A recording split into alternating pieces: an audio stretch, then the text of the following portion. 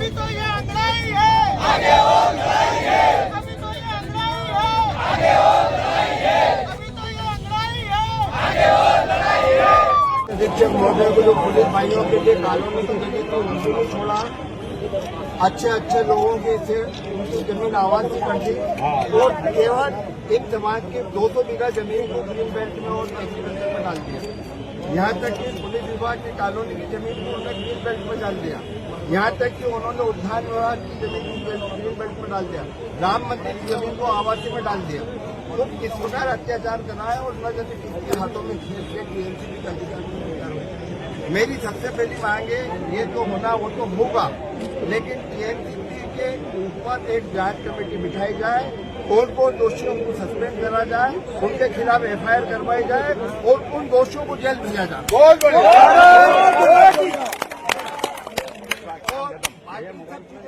अगर पढ़ेंगे तो बहुत लंबा है ना। तो हम चार्ट के अंदर आपको समझाना चाहते हैं कि मंदसौर की जनता को न्याय मिले और न्याय मिलने के लिए सब लोग, माताएं, बहनें, बच्चे, बूढ़े, सब नौजवान साथी आए और ये किसी भी प्रकार की कोई लाइन ऑर्डर वाली स्थिति खराब करने नहीं आए। ये केवल अपना हक मांगने की और हक की बात कर रहे हैं। जब उनको मतलब देखिए स्थिति यह हुई है कि ये प्लाट ये ग्रीन बेल्ट में, ये आवासी ये ग्रीन बेल्ट में और ये स्थायी पट्टी आवासी, इसका मतलब आप चुन के लोगों को मदद कर रहे हो और चुन के लोगों के ऊपर अत्याचार कर रहे हो। तो ये तो अच्छा। और मैं मेरा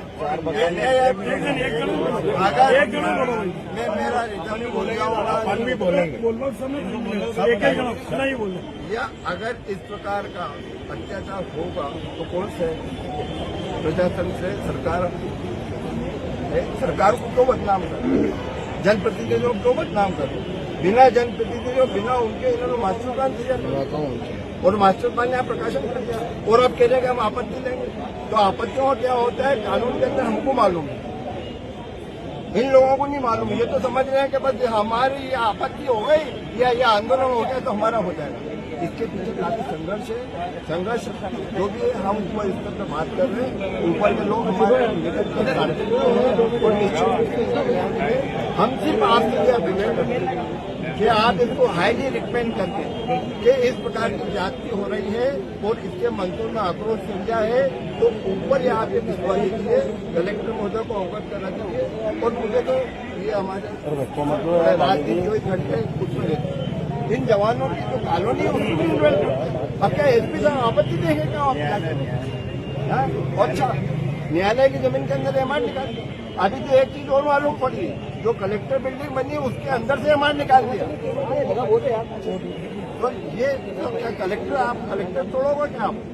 तो मेरा सिर्फ आपसे हाथ जोड़कर अनुरोध है, विनम्र सबों की तरफ से अनुरोध है कि आप ये बात अच्छी तरह ऊपर पहुंचाओ। सारी चीजें लिखी हो तो आप देखेंगे ही, लेकिन समाज के छोटे छोटे किसान हैं। एक तरफ तो शासन ने नियम निकाल दिया कि अवैध कॉलोनी नहीं काट सकते, है ना, और हमारी कॉलोनी लायक जमीन है उसको आपने ग्रीन बेल्ट में उसमें डाल दी। तो क्या जेल खा के मरना ही है इनको? तो 25-50 लाख का प्लाट लेने की हमारी हैसियत नहीं है। हमारे खेत पर मकान बना के नहीं रह सकते, ये भी शासन के अवैध कॉलोनी का खेत पे मकान बना के भी नहीं रह सकता आदमी, आप उसको आवाज से भी नहीं करते। ऐसी स्थिति में मरना ही हमको, और क्या है? या तो छूट दो हमको, के बाद नहीं कर रहे हैं तुम मकान बना रहे हैं, कोई कार्रवाई नहीं होती, ये कर दो। चलो, आप एक तरफ के अवैध कॉलोनी अगर काटता तो उसको सजा का प्रावधान है सरकार ने, और हमारी जमीन आवासी भी नहीं हो रही है तो फिर कहाँ जाएंगे? मरना ही है हमको। और आप अगर नहीं कार्रवाई होगी आने वाले दिनों में आप देखोगे गांधी चौराहे सबसे पहले मैं डालूंगा पेट्रोल में, मैं कह रहा हूँ। दूसरे नंबर पे मैं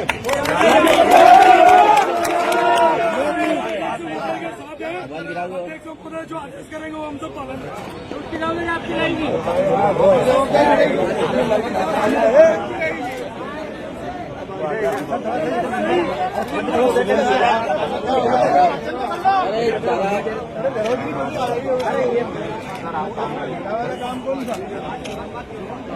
सर, एक सेकंड सर।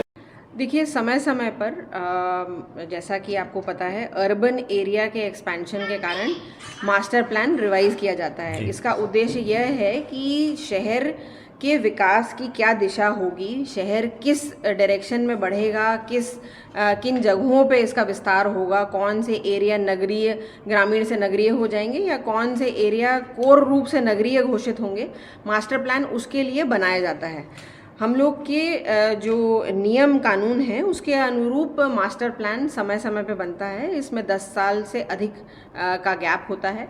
जो अभी मास्टर प्लान की चर्चा हो रही है वो नवीन रूप से शासन द्वारा दिए गए निर्देशों के अनुसार 2041 के मास्टर प्लान के लिए किया जा रहा है।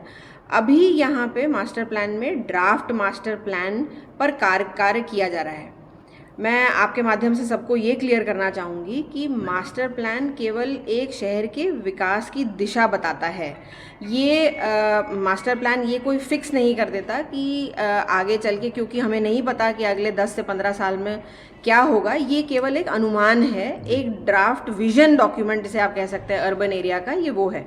इसमें किन एरियाज़ पे हमें फोकस करना है, वहाँ किन एरियाज़ में हमें डेवलप करना है, इंडस्ट्री कहाँ आ सकती है, ग्रीन पैच कहाँ हो सकते हैं, शहर का ओवरऑल विकास किस प्रकार से किया जा सकता है, ये उसके लिए एक रोड मैप डॉक्यूमेंट है। अभी इस रोड मैप डॉक्यूमेंट का ड्राफ्ट पब्लिश हुआ है। इस ड्राफ्ट पे लोगों की सलाह और दावे आपत्ति लिए जा रहे हैं, क्योंकि ये अभी कोई फाइनल पब्लिकेशन इसमें नहीं हुआ है। अभी फाइनल पब्लिकेशन आने के पहले भी 3 अलग अलग स्टेजेस हैं जिसके थ्रू ये जाएगा। तो अभी हम लोग प्रथम चरण में हैं इसके भी, जिसमें हम केवल दावे आपत्ति ले रहे हैं। आपके माध्यम से मैं सभी से आग्रह करूंगी कि मास्टर प्लान की चर्चा में जुड़ें, मास्टर प्लान में अपने सुझाव दें। इसका एक जरिया बनाया हुआ है, जैसा कि आपको पता है कलेक्ट्रेट में एक स्पेसिफिक कक्ष है। मैं 2 से 3 विभिन्न ग्रुप्स के साथ इस पर चर्चा कर चुकी हूँ कि उनके क्या सुझाव हैं। तो मेरा आग्रह है कि जो सही माध्यम है जहाँ पे अपने विचारों, सुझावों और दावों को देना है वहाँ पे दें, बजाय कि कहीं अन्य जगह पे जहाँ पे दावे अगर आप देंगे भी तो वो रिकॉर्ड नहीं हो पाएंगे। यदि किसी को अपना कोई सुझाव देना है तो वो सही माध्यम से सही जगह पे अपना सुझाव दे सकता है। उसके लिए 14 नवंबर तक की नहीं 10 नवंबर तक की डेट दी गई है। मैडम, इस मास्टर प्लान को लेकर के बार बार ये तथ्य सामने आ रहा है। पिछली बार भी जब प्रारूप दोबारा लौटाया था तब भी और अभी भी कि शहर का विकास सिर्फ एक ही दिशा में जा रहा है, एक ही तरफ इस पूरे मास्टर प्लान पर ध्यान केंद्रित है। इसको लेकर के प्रशासन का क्या व्यू है? क्या इसमें पूरा शहर समाहित है या केवल कुछ व्यक्तियों तक ही इस मास्टर प्लान को सीमित रखा गया है?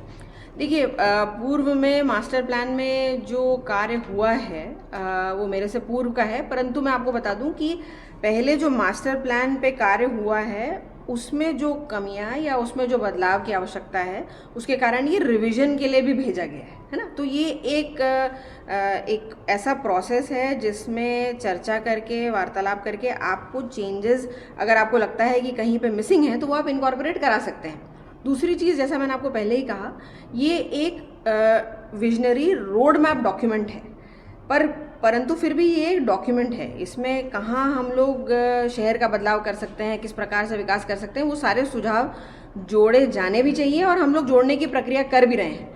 पुनः मैं आपके माध्यम से आग्रह करूंगी, जो भी लोग इसमें जिनको लगता है कि या तो डेवलपमेंट लॉपसाइडेड हो रहा है या डॉक्यूमेंट एक ही तरफ बना गया है या जो ड्राफ्ट प्लान है वो दूसरे एरियाज़ को उसी तरह की अहमियत नहीं दे पा रहा है, तो वो आके अपने दावे आपत्ति दर्ज करवाएं।